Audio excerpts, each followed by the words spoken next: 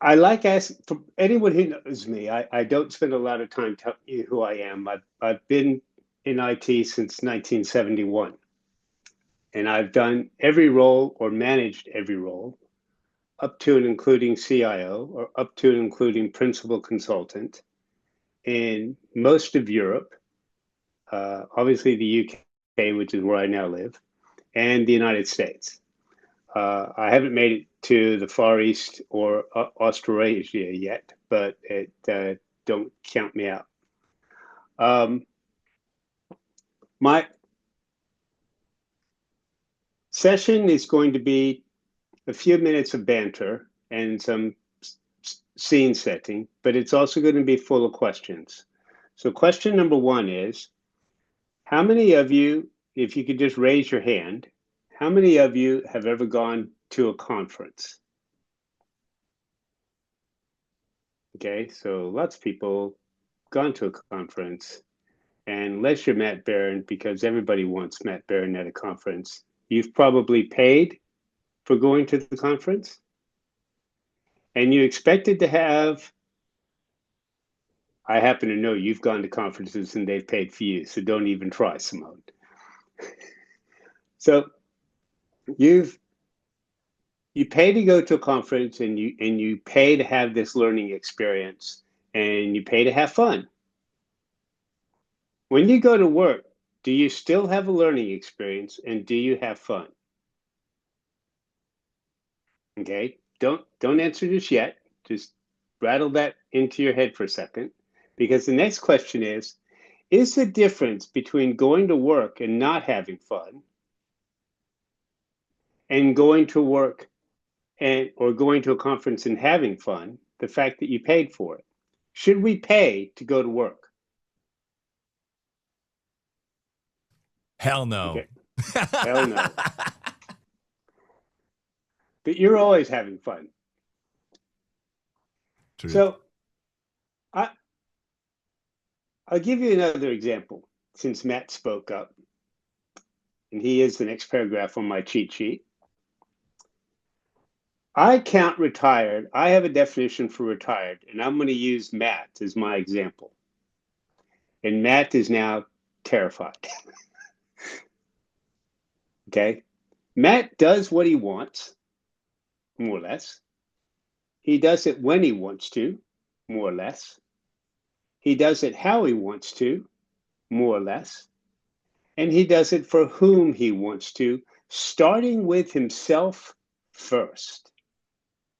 And that's my definition of retirement. So people come up to me and they tell me, you know, you're always in LinkedIn. You're always doing this. You're always doing that. And I'm going, yes, but I'm following the Matt Barron School of Retirement. You have to time it such that he has a drink in his mouth. So you have to understand that retirement. And if you look at the dictionary, I ignore the first 16 definitions. The one that I like the best is retirement is the ability or practice of falling back. Okay? I want to fall back to a position to where I'm comfortable enough to say one word that I never learned in university. And that one word is no. Because in university, we learn about leadership. And it was a very short course. Leadership, you tell them yes. Yes, you want to work overtime. Yes, you want to be promoted. Yes, you want to do this. Yes, you want to do that. Yes, we met. Okay. As a consultant, I was talking to Lisa Schwartz about this last week. The phone rings, right? Some of you guys are consultants. The phone rings, you pick it up.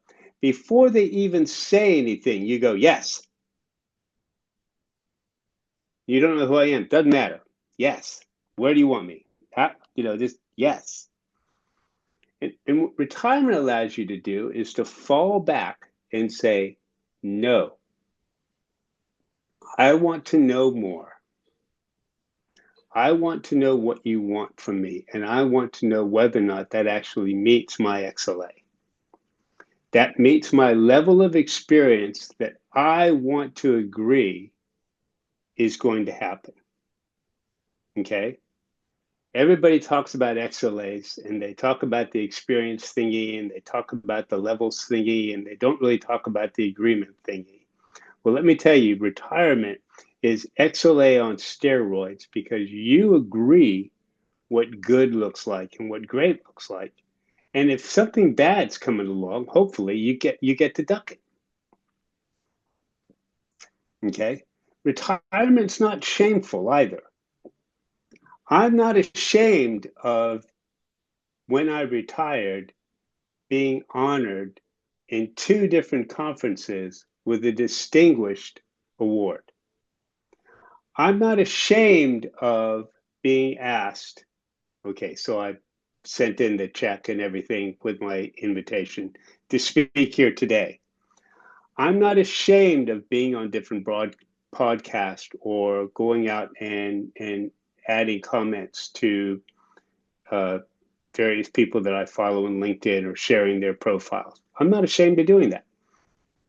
And as a retired person, it's not weird. I've been in this industry for, 53 years, 54 years. I want to keep going. But to keep going doesn't necessarily mean I have to make money. Not that I'm opposed to making money. Anybody out there that, might have an opportunity, give me a DM. Good luck.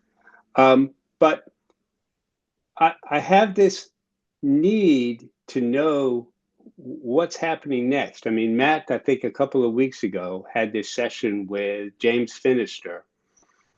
And if you haven't heard of James Finister, you really need to go back and try to understand what ITSM is. So in preparation for that, I'm going to give you 3 more questions. Don't give me the answers. How many of you, either at work or on your own, are trying to follow a practice where a bunch of guys, mainly actually all white, met in a ski lodge over a weekend? How many of you are trying to follow a practice where it's 2 guys again, had an argument in Twitter, it was Twitter back then, and one of the guys put 6 letters at the very end of his comment, which was only 40 characters. And every morning now he wakes up and he kicks himself as he looks himself into the mirror because that was the stupidest name he'd ever come up with. And how many of you follow and are a proud member of the community, which was basically built to help the UK government learn how to manage their technology, infrastructure, architecture, and people? Okay. Answer number 1, guys on the mountain, agile. They didn't. They just wanted a better way of coding and relating to people. They actually didn't care about ops. So when 2 guys at a conference missed each other and carried the discussion into Twitter, and then one of them answered with DevOps at the very end, that stuck. But DevOps never really, even Gene Kim will tell you that DevOps never really did what DevOps was supposed to do, which was kill the silo. And then ITSM is the last one. You think about what is the culture behind all this? And this comes to where I go, we have this stigma about what these things are in our world. And we have a general stigma about, oh, you're retired. You don't do a whole lot, do you, mate? Okay. I'm sorry, I'm busier today than I ever was. Not just doing this stuff. I mean, there's gardening, there's learning how to do stuff around the house. I mean, my neighbor, who's very, very good with tools, whenever he sees me with a power tool, he comes over and he asks me, okay, Daniel, put it down very slowly. Tell me what it is you want to do, and I'll watch you before you bring the house down. Okay? You need to be careful about stuff that you think is happening because that stigma gets carried over. And so you need to come up with your own way of saying no in your environment.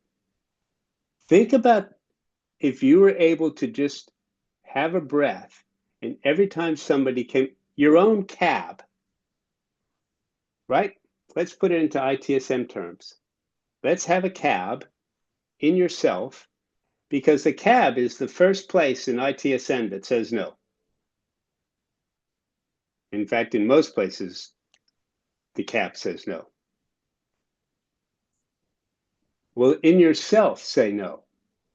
Learn how to say no. Peter Brooks, if you've never heard of him, he's an author, he's a legend in our field, shared this the other day. And the thing that he shared was from Professor Sarah Jane Blakemore. I was explaining to my Ukrainian colleague the phrase, there's no such thing as a free lunch. I mean, we were talking earlier about phrases. There's no such thing as a free lunch. And she came back with, she told me the equivalent in Ukrainian is the only free cheese is in the mousetrap, and which is where it's so much better. Okay, is your cab a mousetrap? Are all your different practices and tools and processes and leadership blah blah mousetrap? Do you keep eating this cheese that's a little sour, a little bitter, a little bad? Let me tell you something. In 54 years, I've eaten a lot of cheese. My waist size is actually pretty good for all the cheese that I've eaten. Okay, it's. I want you to eat only really good cheese. Okay. Why did I retire? I love this industry so much, like everybody knows. Why did I retire? I was working for an organization that put me into a program of change during a merger that went south. And by the time they pulled me out during COVID, I was just, blah, blah, blah, blah. I was not in a good place. Simone will tell you I was not in a good place. There's all kinds of people that will tell you I was not in a good place. And they made me redundant. But they did it with finesse and they did it with respect. And for about 2 days, I tried to resurrect myself as a consultant and realized that, no, I didn't want to do that. And I thought for a second, wow, I went and used the word no. I don't want to do that. And I just kept with that. I just kept saying, no, I don't want to do that. People ask me to go and talk on webinars about mental health. One of my big things is I believe that our industry is rampant with mental health issues. Matt has, thank you very much, had me in his podcast, and some other people have had me in his podcast talking about mental health.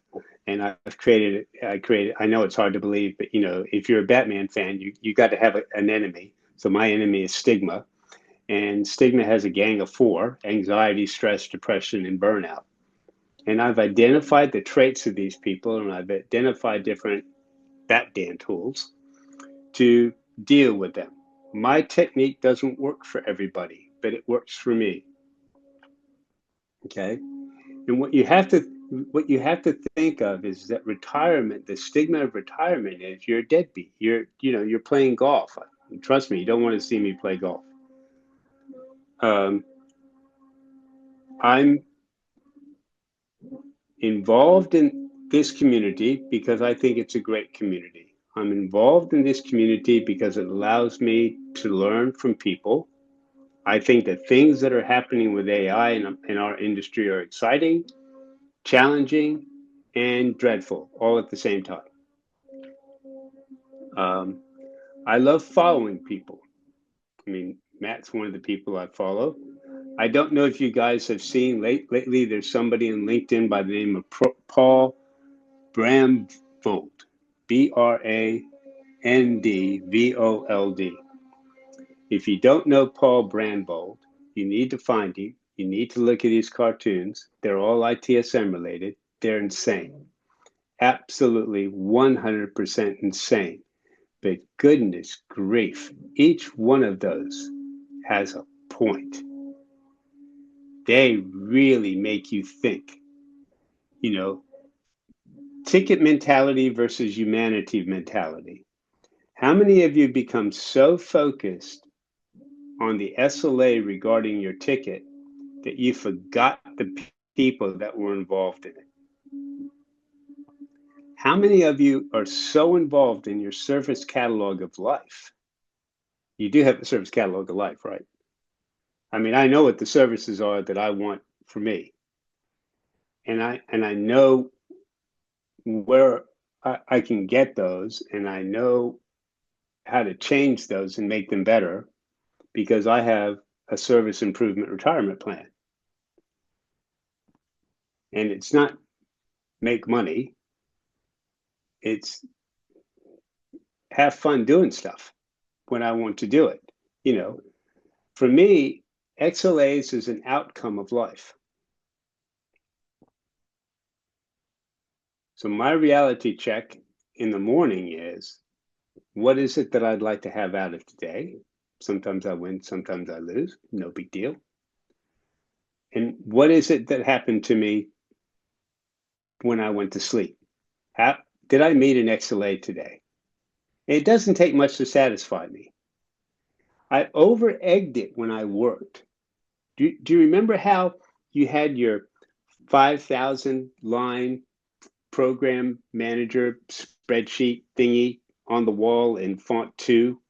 And unless the first 2,000 tasks were done and they were all green, you felt miserable? That's wrong. Retirement says, no, let's pick the important stuff and let's do that. Okay.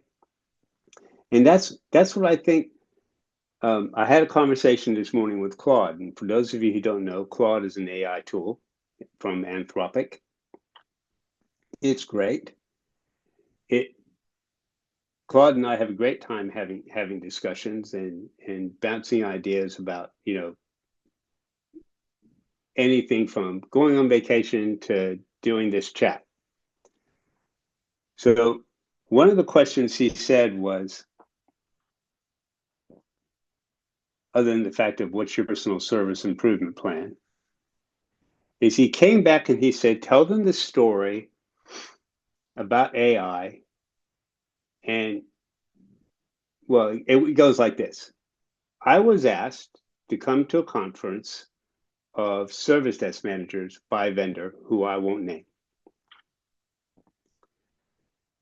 The CIO of this vendor stands up, and he had speakers behind him, and he goes, Alexa, can you tell me what are the outstanding incidents that are occurring in my environment? He was a worldwide company that have breached or are about to breach their SLA.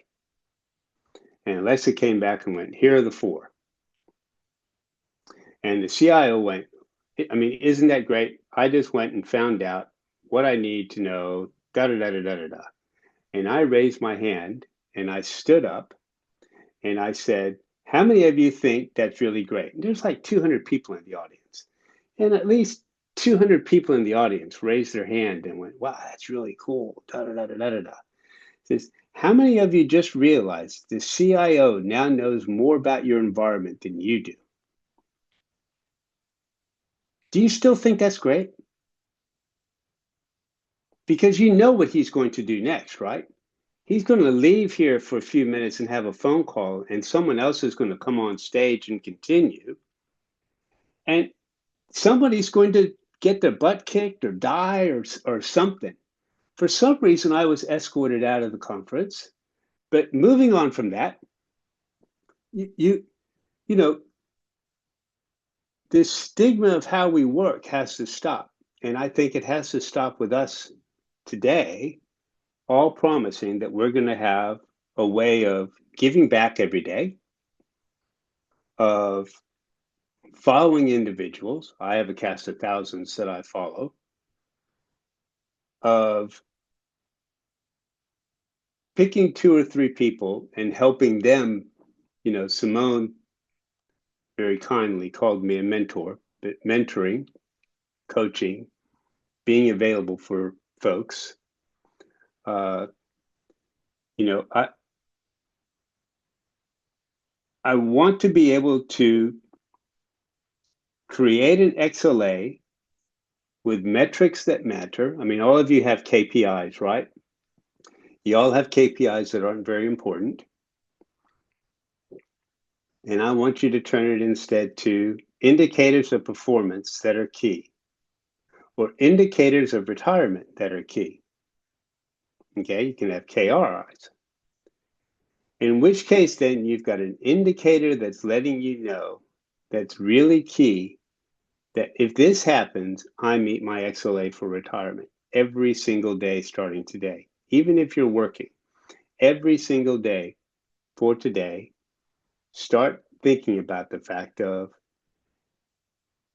your job is not to have anxiety, stress, depression, and burnout. Your job is to have fun, just like at a conference. So thank you very much. That's my chat. I'm done.